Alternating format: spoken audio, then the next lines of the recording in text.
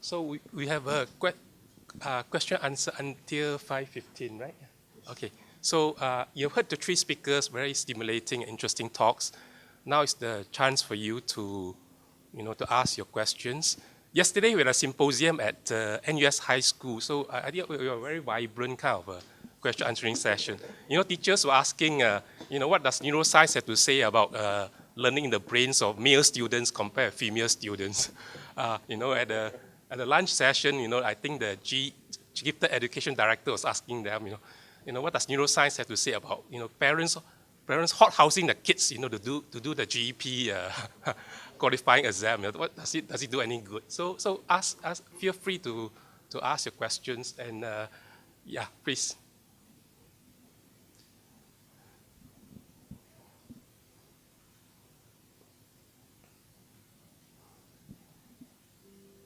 Maybe let me start with one first. I mean, we heard a lot of interesting implications draw from neuroscience research to numeracy learning, to motivation, to curiosity, and to science learning, primary school science learning. I think so. I was talking to some at least teachers outside. Maybe we'd like to hear something about language learning. Would you like to share? What are some of the low-lying fruits about language learning? And I think teachers here will be interested to hear. What are some of the findings in neuroscience? You're an English language teacher. What are some of the relevant findings that I can apply in my classroom? Oh, you? Please. Well, I will admit that it's not my field of expertise, so I don't want to play the role of experts in terms of language learning, but I think it's most known nowadays that the earlier the better is in terms of language learning, rather than delaying that there is a sensitive period, that the earlier they start with the training, with the learning, the better their linguistic skills would be. But more than that, there is a comorbidity though between reading, in this respect, there is a distinction between reading and language, I have to say, but between reading and numerical competence. But language is not my field of expertise, so I don't want to mislead here. Well, I know one intriguing study, the Baylock, their camp studied bilinguals. And in the United States, they compared the Mexican and English bilingual students versus, I think, English only or Mexican only, I don't know, the monolingual group. And what they found is bilingual group actually showing better self-control. What they noticed is the bilinguals, when they use bilingual, they're switching from one language, L1, L2, and then the inhibitory functions actually inhibit the dominant language or not dominant L1, and then they trying to transform to the second language. So those kind of EF-related function is the more prevalent for the bilinguals. So based on those findings, they compared the self-control abilities, so EF function abilities, and they found bilinguals showed better indicators in self-control task. That's only the language-related brain studies I know. I feel like we're sharing our favorite language-based factoids. There is some interesting work that I've heard about, which I think actually shows again something perhaps of the utility of the neuroscience approach. So it's gradually become recognized that well, it's been known for quite a long period of time that in acquiring literacy skills, attention to the kind of phonological patterns within the language are a key kind of initial plank for that, and basically children with better phonological awareness are those kids who will go on to be better readers on the whole and be less likely to have problems with reading and show dyslexic tendencies. And we also know, well, this is more kind of controversial territory, but there is some work which suggests that there are particular structures in the brain which kind of grow from the process of literacy acquisition, which do a direct mapping between sound values and the kind of written forms of language, which make those kind of interchangeable very, very rapidly and efficiently, which is why people can become adept at reading. And there's also work suggesting that actually kids with dyslexia show particular kind of problems with the kind of structure within those particular networks. There is also some work which suggests that those kids who have problems with those particular networks have particular problems with not phonological awareness per se, but with metaphonological awareness, which is to do with essentially the kind of the ways in which sound values can actually be used in different forms and interchangeability. So it's kind of higher level of phonological awareness, if you like, which suggests a very kind of intriguing implication, which is that though a lot of the kind of corrective work early on for kids with dyslexia focuses on improving phonological awareness, it might actually be metaphonological awareness that we should be paying attention to in terms of getting kids to engage from a young age with playing with sound values within their language, and actually not just being appreciative of the sound values, but getting a sense of how those actually relate to each other within their own particular linguistic context. So it's pointing at a kind of novel direction, I think, for intervention, which I don't think we knew about previously. That's my factoid anyway. So have you thought about your question? Yeah. Yes.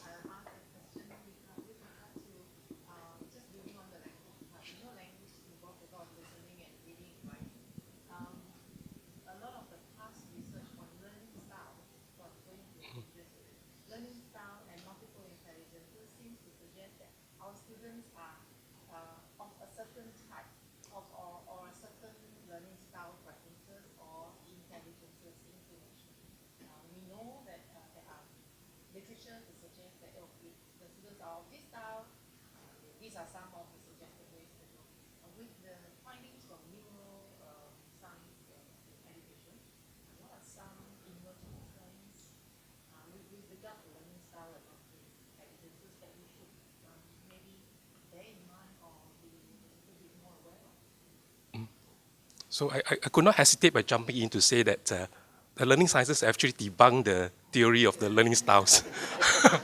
that we learn most productively if the modality fits our learning styles. I think a lot of studies shows that there's a lot of lack of evidence for this, but I think you should listen to the professors. Please, anyway. Yeah, one thing I know is the Dune and Dune's learning style, visual learner versus auditory learners. And I think it's quite an old experiment. And then in the scanner, the visual learner and the auditory learner were given the kind of memory task. And auditory learner identified themselves as they are using auditory, the verbalizing the learning material. So, but actually what they found in their brain activation pattern is even the auditory learners use visual cortex while they are memorizing the word. So their awareness of my learning style actually does not, obviously, they're related to the part of the brain regions they are actually using. So kind of learning style, that's the only evidence I know, but the learning style might not valid distinction. Multiple intelligence might be a little different, but it still needs to have some evidence to categorize the learners or the intelligence in terms of those diversities. I don't know the neurological evidences about those multiple evidence intelligences.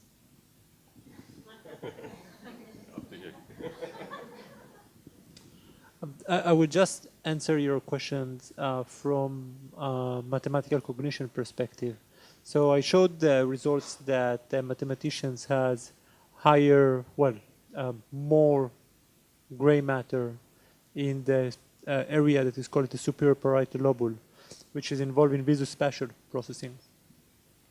And when you ask in contrast, the non-mathematicians, the control academics, has more in 2 centimeters anterior, which is the IPS, the intraparietal sulcus. When you ask the participants what strategies did you use or do you use to solve maths, it was, you know, significant that the mathematicians use mostly visuospatial strategies. And the superior parietal lobule is a core area for visuospatial processing. The non-mathematicians, the academics, when you ask them what type of strategies you use, they use more embodied strategies, which this is actually the intraparietal sulcus, that it is really involved in sensory motor integrations.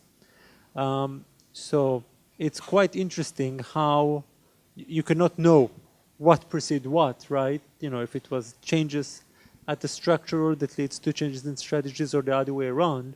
But it's quite interesting to see that there is quite of a nice overlap between the strategies they are using and the differences, exactly double dissociation we call it, right? In the structural correlate. Yeah.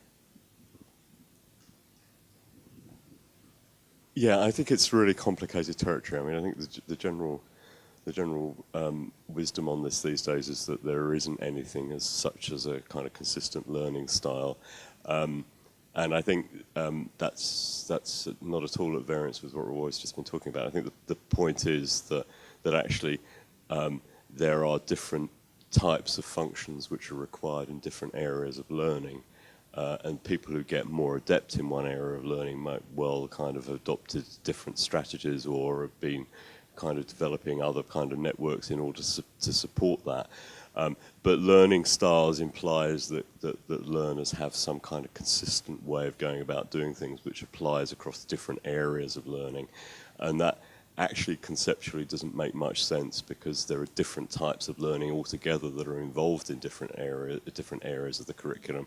And in actual fact, you know, I kind of think one of the big kind of issues that's been on my mind for quite some period of time is that if you look at the kinds of processes that seem to be involved in acquiring literacy, in learning to do things with number, in learning science, it's very hard to see any very kind of good overlap between the types of skills and the ways in which learning occurs in these different areas, except perhaps some things around kind of translation into symbolic systems. That seems to be the one kind of point of commonality.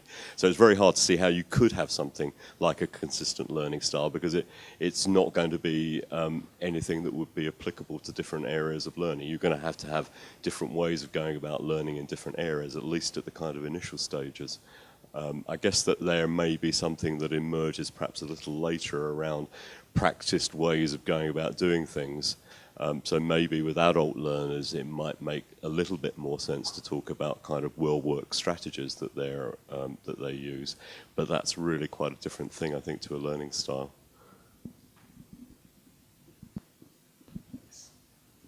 I'm sorry to go back to the language learning. We're not If you have lower numeracy, you're not so difficult than low performance learners. Do you think there is a correlation between learning certain languages and being able to do math because of the way the language is coded? For example, if you look at the English language, the syntax, the way it becomes very phonological, or when you have to learn the sound and match it and be able to decode the learning. Whereas if you look at Korean language, or I'm not an expert though, or Japanese language or Chinese language, it's quite character-based, and PISA results show that this country is better in math. So is it the language patterns itself wires the neurons together so that when they learn math, they are able to apply similar skills in the learning of math? So that's the first question. So in that sense, is learning math language bias? Yeah. So I hope I understood your question correctly, but if I did, the answer is yes. So there are several studies actually done by Hans Christopher Nurk in Germany comparing different populations. So if you take the German language and the English language, it's different how it pronounces numbers.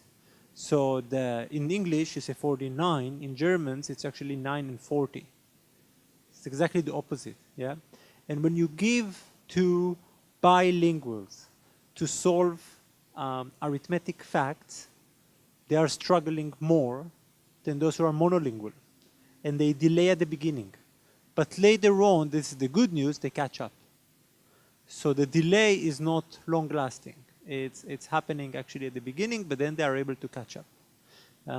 There is no delay here. I would actually say that it's probably, I would say in the long run, I would expect them even to perform better, because like it's been mentioned before by Professor Kim, if you if you are bilingual, there is a greater chance, and there is a dispute here, that you have better executive functions. And this is something that it is highly linked to maths. From a personal perspective, my son is trilingual. And I went to a parents' meeting, and the teacher said, look, he's great in everything, but when it's coming to reading, you know, he's not performing as I would like him to perform. And I said, don't you worry, he's going to be good on that. And indeed, this year I went, there was, he said, he's perfect. It was a different teacher now. He's perfect in that. They're catching up. They're able to catch up eventually. So if you have a bilingual student, it's fine if they're a bit delayed in some aspects of math that are more heavy on the verbal component, but later on, they should be able to catch up. Yeah, the Koreans and Chinese, I don't know Japanese, the sound for the number is one syllable. Like, what is it, Chinese? E, O, san. So their working memory, they can hold a lot of digits. No, it's not a joke. There is strong evidence for that. Korean is one, il, I, sam, sa, or one syllable. But Wales, anybody can speak Wales? Wales have the 3 or 4 syllables for each digit. So their working memory capacity is quite limited to hold a certain numbers. So simple arithmetic task, the one syllable word, the sounds for the word, the number, might be more advantageous. So, but not complicated math problems, but the simple arithmetics. I don't know. I have much to add actually. I mean, I have a memory that there was research which did indeed show fairly convincingly that children acquire number words more rapidly in languages which code the numbers more simply. But I have a memory also that was a relatively short-lived advantage. So it's good in terms of acquiring count words and perhaps doing some initial stuff. But my memory is that research showed there was no advantage at later stages of the curriculum. So it may be, you know, a very temporary kind of thing. Not my area particularly, but we seem to be good at that this afternoon.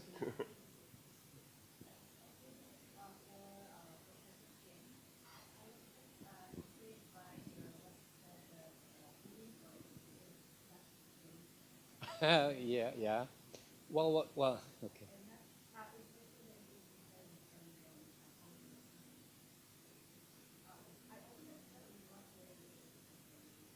Well, yeah, I actually tried to deliver 2 things. I couldn't replicate those huge beneficial effect of choices in Korean sample. Especially the students will give full autonomy, the college students. And then the project deadline is up to you. The number of pages is up to you. Number of group is up to you. All you're free. You can choose whatever you want to do, okay? Topics and then colleagues, but full autonomy actually, but the students hate those. Because there are several other reasons, because they are accustomed to kind of those negative consequences of choice, serious consequences. If they choose the second language for the college entrance exam, if they choose Arab, I think they will get better scores. But if they choose Chinese or Japanese, they probably will lost a lot of test scores. So, and those kind of serious consequences of their choice might be the one factor, and or the parents always there's something for them, then they are accustomed to kind of those what is that, vicarious choice, or somebody else is choosing for me. And then if you think of why the Korean people are not choosing by themselves, especially the adolescents, who said that? I think Malcolm Gladwell, somebody else said agricultural thing. So when they have the interdependent culture, they always ask the elderly people. Elderly people have the wide experiences of weather and irrigations, and then they always recommend something for the juniors. So in that cases, choice should not be the virtue in those kind of independent culture. I don't know exact reason, but we could not easily replicate the beneficial effect of choices. But still in our school climate, students are lacking of those autonomy. If they are forced by teachers, and then they are given certain task by the teachers, they wouldn't have any interest and motivation to do it.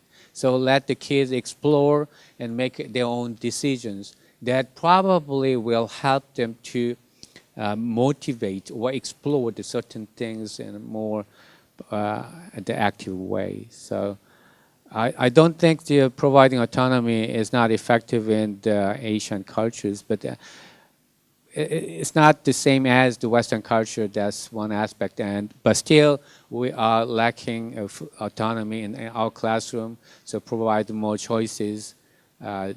When you provide the homeworks, so there are several options they can choose, and when you collaborate with other kids, they need to have their right to choose their peers, not the teachers grouping themselves, the students. So in this sense, choice might be beneficial. I'll add something to that.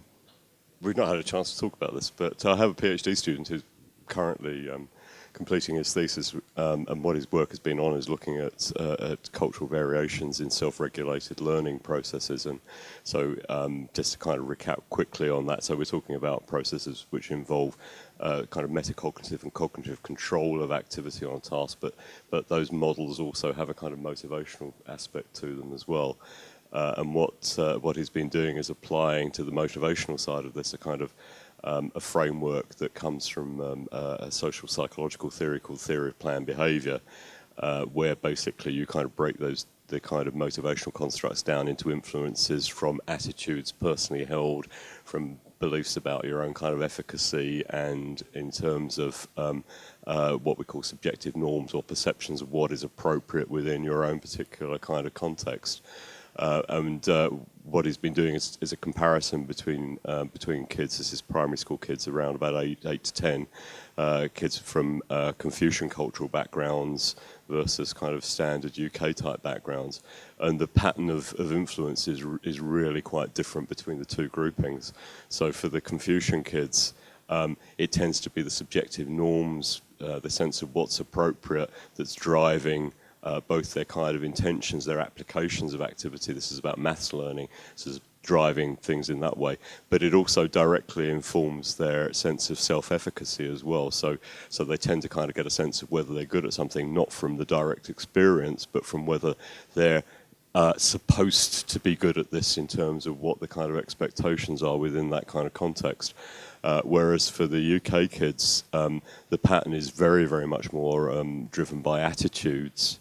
It's about the kind of personal experience of things. It's about the kind of the self-efficacy that comes from having engaged with that. So the motivational side of the framework, if you like, is operating in quite a different way for the two cultures. And we've just been doing some replication on that, work on that, and it seems to be using a sample of kids from Hong Kong and a sample of kids from the UK that we're getting exactly the same kind of pattern being borne out. So it does seem to be a relatively kind of stable set of effects.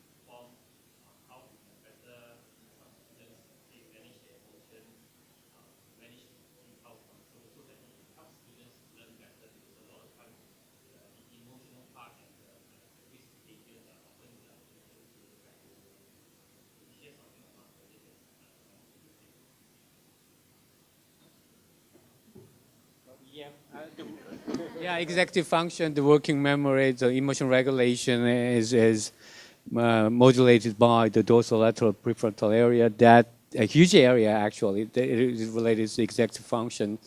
So the planning and monitoring their behavior might be done in that area. So the working memory training might be the good one. And one thing we can learn from neuroscience is actually most of our behavior is implicit. We are not aware of why I'm doing this, why I'm actually paying attention to that. I don't know whether I'm regulating the emotion or not. So it's unconscious implicit processing is quite dominant. And neuroscience shows a lot of evidences for that. For example, the prejudice. The American people who believe they never having any prejudice against colored people. Well, actually, other people rated him as a real, the non-racialist. And then scan their brain while watching, they are watching the black, the African American faces. Their brain tells actually amygdala is activated. Very few milliseconds, 50 milliseconds, amygdala is activated. Later, it was regulated by dorsolateral areas. That means initially, unconsciously, they are reacting negatively to different color races. But they are not aware of those things. And also, the social psychologists did a lot of experiment briefly presenting the success, goals, and dreams, effort, working hard, kind of the flashing those words. And then later, they have showing more the high achieving test score. The more interesting thing is when you read the story about the old people, same story, the main character is young people, 20 years. Exactly same story, and then they measure the walking and the speed to the elevator after the experiment. So after reading the old people, they walk slowly.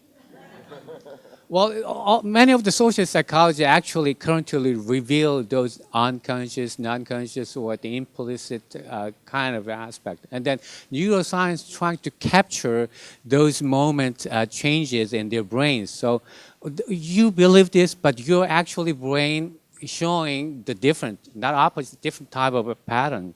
So in that cases, we can learn we don't know which one is true thing, but if those things from behavior observation and interview and brain activations are converging as solid evidences. But if not, we need to further explore which one is more close to the truth.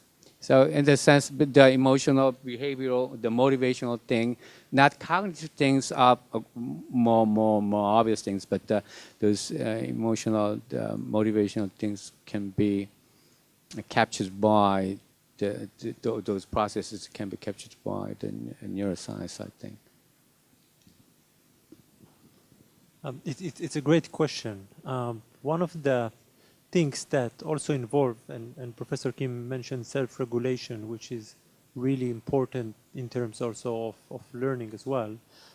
When there is, let's say, more emotional events that might lead to stressful events as well, we know that there is an increase in cortisol, which is a hormone that indicates an indirect measure of stress.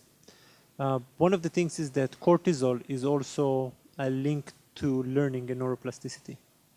One of the things that you could think about that is that you would like, in case that there is a student under, of course, it's not a rocket science, but under emotional situation, there will not be, their brain not going to be in a good state to learn. And there are different ways how you can try to help him or her to regulate that in case that they are not able to do that properly.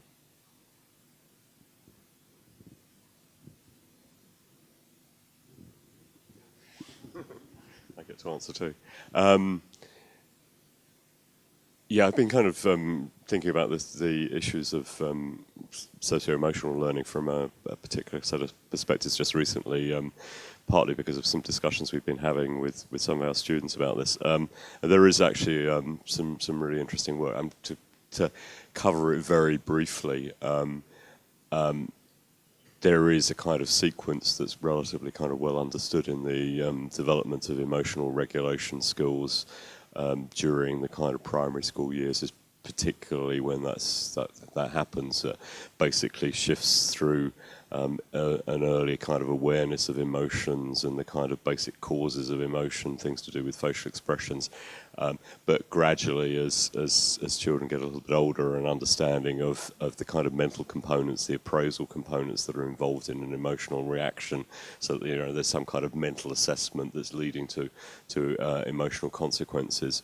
And then subsequently, on the back of that, really a kind of ability to engage in regulation strategies. So, for instance, stopping yourself from feeling scared about something by thinking about something else, by kind of changing the appraisal state. So that sequence is relatively well understood. We know that goes wrong quite often for various reasons. Children of depressive parents, for instance, are much less adept at acquiring these kinds of skills, and it seems to be something to do with the kind of both the kind of modelling of emotional reactions, but also actually the dialogue around emotion seems to be something which is really kind of critically important in that. And for some kids, that's actually not happening, or it's not happening in typical fashion. Other kids, I mean, I'm not sure about your own context here, but sadly, this is all too true for too many kids in the UK and many other countries who are experiencing very kind of disruptive family environments where actually, there's a lot of violence and things like that. Not only are these things not actually getting talked about, but there's a lot of very kind of high-level emotion going on, and they're on a kind of trigger reaction to that. And so one of the kind of consequences of that is that they tend not to acquire the kind of regulatory skills, but also to actually operate continually on a kind of hair trigger around emotive reactions, often ones of anger, which are both socially disruptive, but are disruptive in terms of their learning experiences as well. And there's been the development of relatively good programs of work that have tried to address some of this in terms of various different programs promoting socio-emotional skills during the school activity that are designed to try to counteract some of this. And what's been found from that is that the kind of effective approaches tend on the whole to be multi-layered ones that are providing a kind of general framework that is there for all the kids, but then a kind of more targeted layer that is there for the kids who are showing more particular difficulties, and then perhaps a third layer for those who are really not responding even at that level, with something that's much more kind of one-to-one. And some really good work which suggests that this kind of approach can be effective not just in promoting kind of general emotional functioning, social functioning within the school context, but it actually has benefits cognitively as well. So, for instance, a nice longitudinal study by Stephanie Jones at Harvard, which has looked at this over a series of years in New York schools, showing that actually this has best impact on most disadvantaged children, and also it's not just the social kind of classroom climate type things which change as a result of that, but they also show improved mathematics learning, for instance, as one kind of consequence of that. So these things are very real effects, and I think there's growing to be a lot of good practice around what they should actually look like. So I see the slow clock behind us already tick past 5:15. So I think it's a good time to end the symposium. Let's thank Professor Tommy, Professor Keane, and Professor Cohen-Kadosh for their valuable insights and sharing with us. So I want to thank the audience for coming to this symposium. Hopefully this stimulate their interest on educational neuroscience, and you can read up more. I want to thank AST for co-hosting this event together with NIE with us, and for offering the use of these premises. And so I think that's it, and have a good evening. Yeah. Oh, please. Thank you, everyone. We also like to show our thanks to the three professors. So we prepared some tokens of appreciation. Yes. Professor Cohen-Kadosh.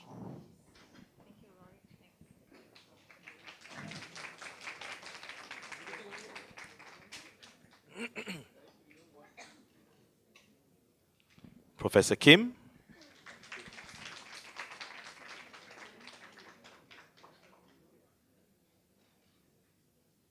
and Professor Tomi.